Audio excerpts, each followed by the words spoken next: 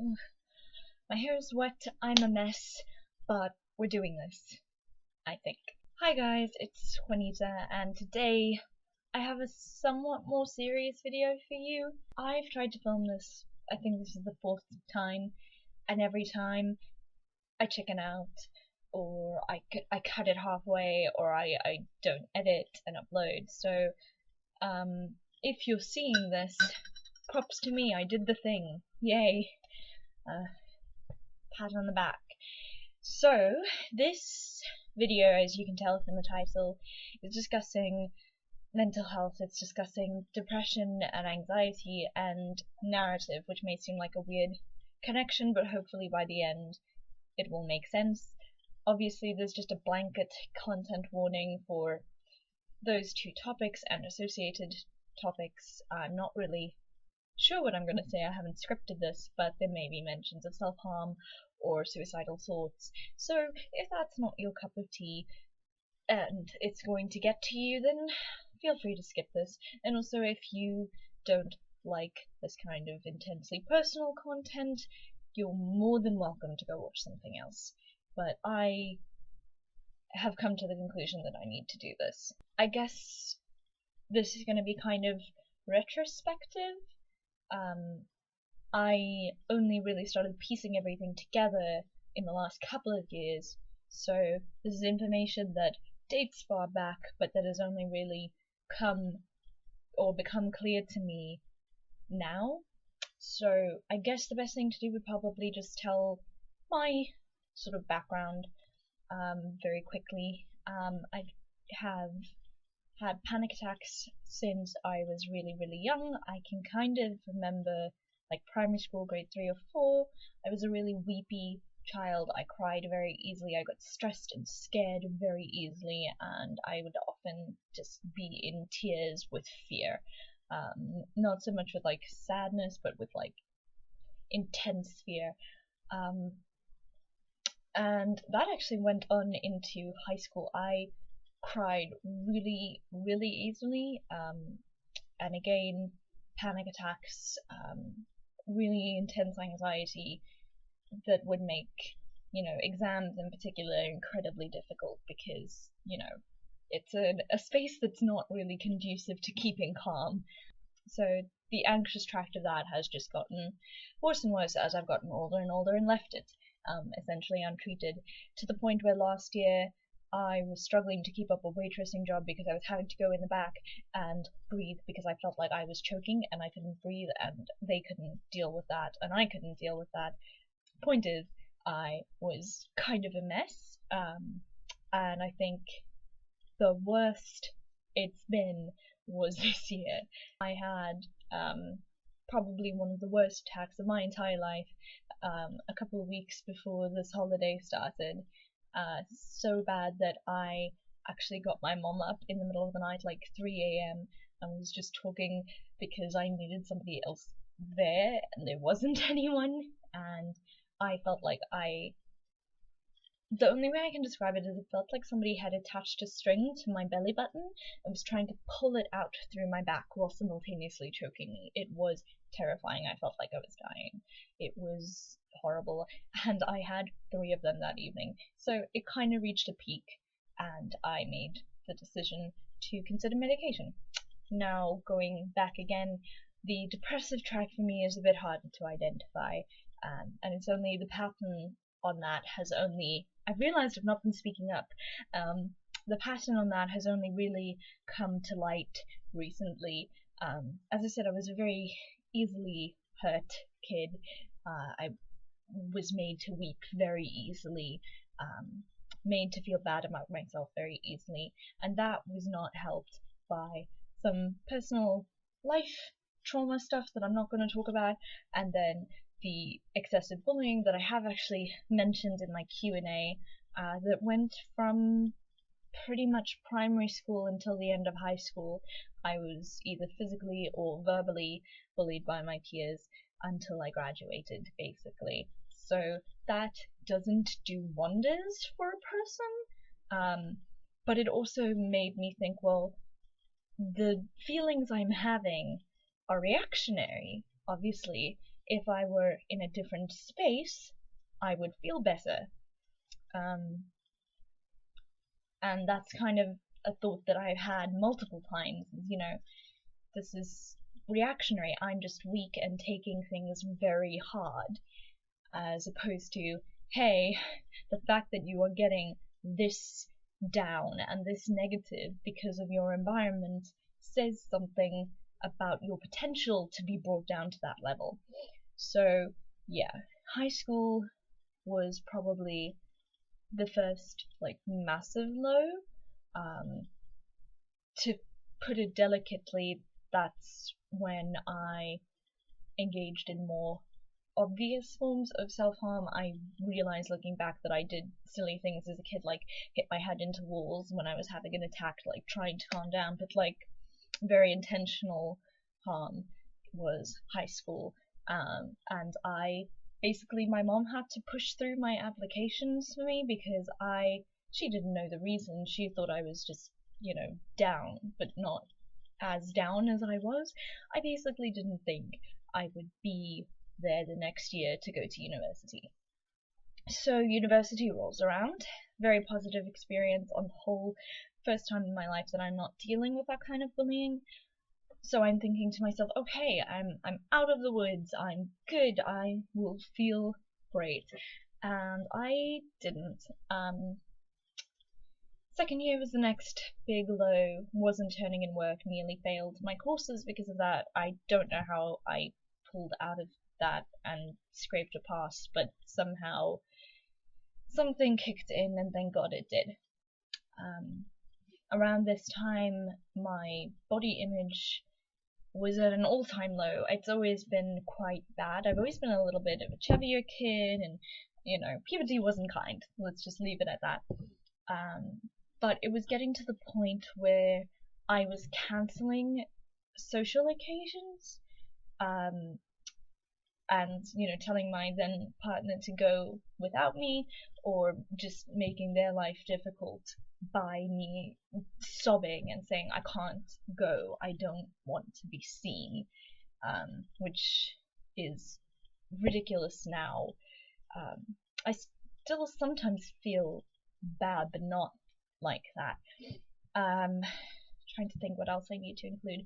So it's pretty much the sort of self-loathing aspect of things, and that starts to extend to, well, I don't know how you got into university, you're not that smart, you're not qualified enough, you're not as good as your peers, and so on and so forth, and it just becomes this vicious cycle where everything is bad and everybody hates you. They've hated you since you were a kid, and they still do, and you're lonely, and you're going to be this way forever, and it's this horrible cycle of negative reinforcement that is so hard to break.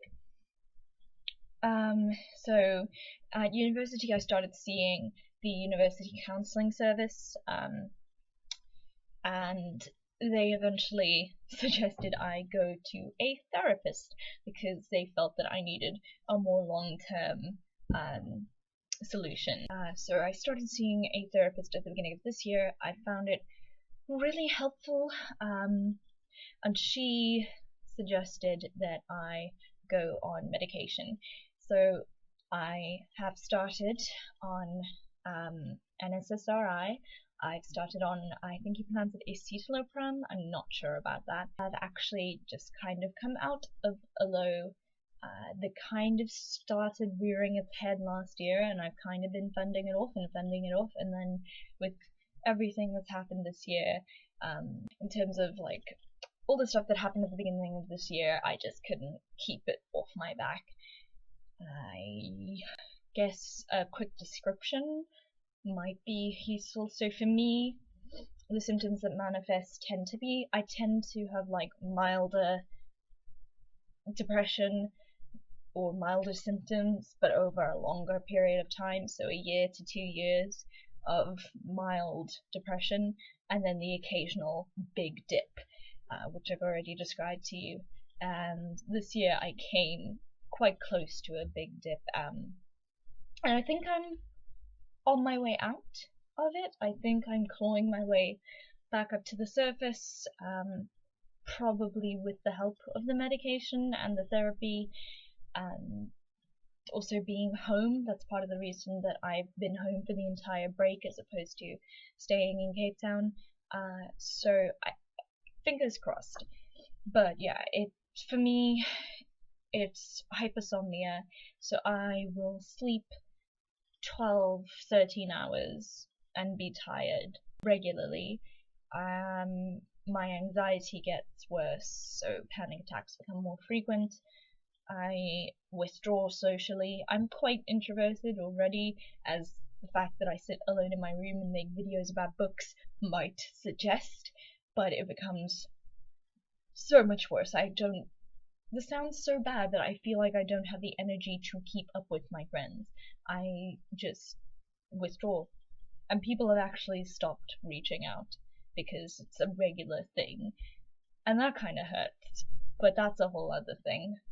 So there's the social side of it and the negative thoughts and just the sense of lethargy and tiredness and heaviness and just being drained of the will to do very much. It feels like it takes all my energy to go from day to day. So, meds. As far as that's concerned, no real negative side effects. A little bit of nausea in the first 2 weeks, a little bit of a spike in anxiety, but nothing I can't handle. It's been nearly 6 weeks, so I'm just starting to see the positive effects on the depressive side of things. My anxiety after the first 2 weeks had an almost instant sort of relief. I don't know how to phrase this. It's still there, like I still get that knot in the pit of my stomach and I still feel anxious. It's not that it's numbed that away, but it doesn't take over. Like previously, if I was getting ready to go on the bus like I am now, I would be on the verge of throwing up. I'd be so stressed and anxious and tense and nauseous and just unable to think clearly. And now there's a little bit of that, but I can manage it, and that feels like, if this is, for lack of a better description, what normal anxiety feels like, oh my god, what a change. In terms of the depressive symptoms, I'm noticing the physical side of that more than the mental side. So my sleep patterns are starting to get a little bit more regular. But the ultimate thing with that is medication does work. You need to find the one that works for you. Only time will tell, and I realize this is something that I'm going to dip in and out of in my life, and I just kind of need to develop a strategy for that, and I will work on that, and that is what it is. Where narrative comes in is I've now told you my story, my narrative, and I kind of feel a little bit like it's not the narrative that I associated with depression. So when I first started seeing a therapist and she suggested I might be depressed, I rejected the idea immediately, just instinctually, because to me, depression was major depressive disorder. It was not the 7 different types of depression that people can experience. Because the narrative around mental health and mental illness is still so full of stigma, the depression as illness model, which has to make it the extreme chronic form, is the one that gets told because it's the easier one to accept and to introduce to people who haven't experienced it. So by presenting the extreme symptoms, the inability to get out of bed and wash yourself and function, and the lowest point as the standard experience of depression, it gives it a sense of validity that isn't always attributed to mental illness. People so often just say, snap out of it, there's nothing wrong, and it's dismissed. So by presenting chronic major depression as depression as a whole, it's given a seriousness and a validity that allows it to be spoken about. And that's great, and having had those lows, I do know that, but that's not everyone's constant experience of depression. And the problem is, it's getting to the point where other narratives aren't told, And what's worse is other narratives are dismissed. You don't really have depression, you don't really need help, you're just insert whatever the thing is, if your symptoms are perhaps milder. But here's the thing, mild symptoms can get worse, and you need that help early a lot of the time. So I'm going to try and gather some resources in the description bar about depression and anxiety, because there's so much to be said about it and I can't say it all. One thing I didn't mention is, while all this was happening, I made Dean's List, I did extracurriculars, I graduated with good marks. So to the world, I was functioning, I was fine. I was not meeting that criteria for major depression, and therefore I didn't deserve help. And I felt like I didn't deserve help. I felt like there was something wrong with my ability to cope and that I needed to just snap out of it, instead of realizing that, hey, you've had some shit, you've got a pass in here, and you are allowed to reach out when you feel that you need it. My point being, there are a lot of narratives that don't get told around depression and anxiety beyond the sort of more extreme ones, and they're valid. You shouldn't have to be at your rock bottom to feel that you deserve help. You shouldn't have to be unable to function to feel that you can function better. If you are unhappy, if you are struggling, that is valid, regardless of whether or not you fit the dominant narrative. If you feel you need help, speak to somebody who is a healthcare professional, a psychiatrist, a psychologist, a counselor, somebody, because they know a bit better than you at the end of the day. And I do think part of the reason that those other narratives get rejected is not only the fact that the sort of major depression is easier to talk about and sort of lend validity to, but the worry of oversensitivity. Oh, everybody's diagnosed with something these days, that kind of talk means that people are hesitant if they feel like, well, I'm doing okay, I just can't remember what it feels like to be happy or to want to see my friends, but I'm still doing well in school, therefore I'm okay.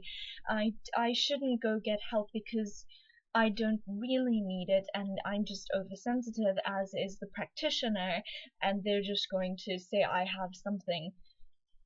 I've got news for you. Well, there is an increase in diagnoses. That's also because there's an increase of people going to get the help that they need.